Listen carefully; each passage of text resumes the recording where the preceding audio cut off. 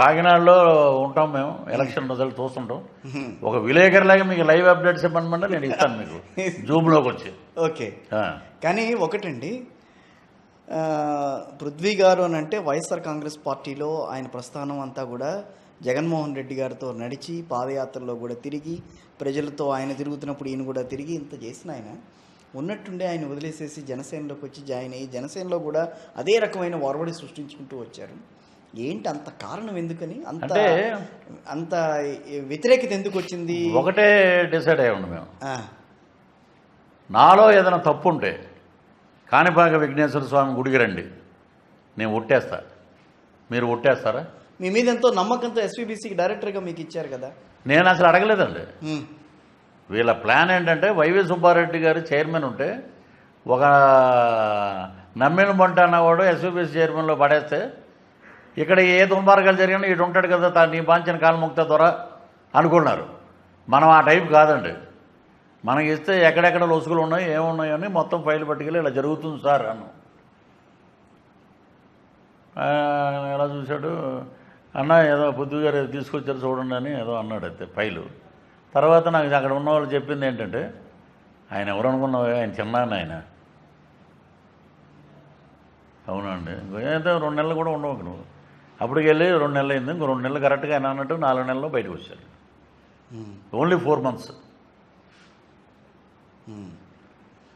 Scams ఇంట్లో ఉన్నాయండి అక్కడ స్వామివారి సన్నిధిలో.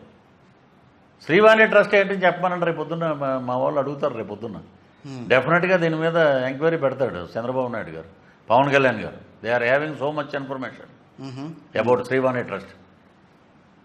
మీరు 500 టికెట్ అండి, పోనీ లోపల ఏమైనా అద్భుతంగా మీకు ఏమైనా ఆశీర్వచనాలు ప్రవచనాలు ఏమైనా చేస్తే, ఒకప్పుడు ఆ కప్పే శాలువ ఒక పెద్ద దుప్పట్లా ఉండేది, పెద్దది మంచి మన్నికగా.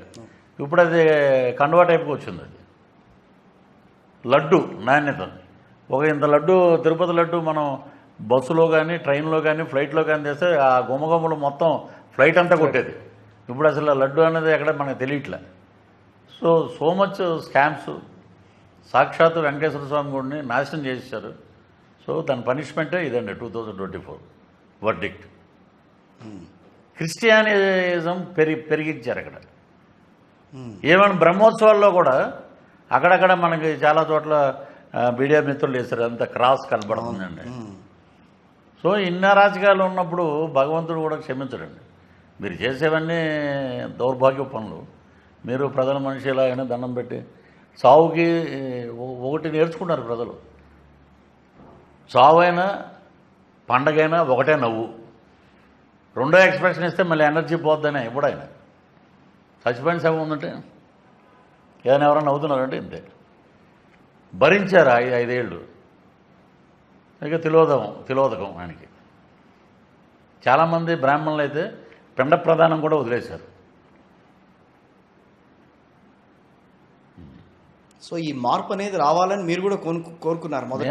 100% కదండి, 2 ఏళ్ల క్రితమే కోరుకున్నారు. 2 ఏళ్ల క్రితమే వచ్చిన ఇమ్మీడియట్గా నేను బయటకు వచ్చిన 2020 నుంచి నేను ఫేవర్ టు జనసేన 2024లో కండవ వేసుకున్నానండి. సో నేను అప్పటి నుంచి కంప్లీట్ మార్పు రావాలి, గవర్నమెంట్ రావాలి. సో రాబోయే రోజుల్లో పృథ్వీ గారు సినిమాలు చేస్తారు, ఇంకా మీ భవిష్యత్ కార్యాచరణ ఏ రకంగా? మంచి ప్రభుత్వం ఉన్నప్పుడు మనం ఎక్కువ దాని గురించి ఆలోచించాల్సిన అవసరం లేదని అంటారా? అవసరం ఉండదు. ఎప్పుడో నెలకోసారి మా ముఖ్యమంత్రి బ్రహ్మాండంగా చేశాడు అని చెప్పుకుంటాం.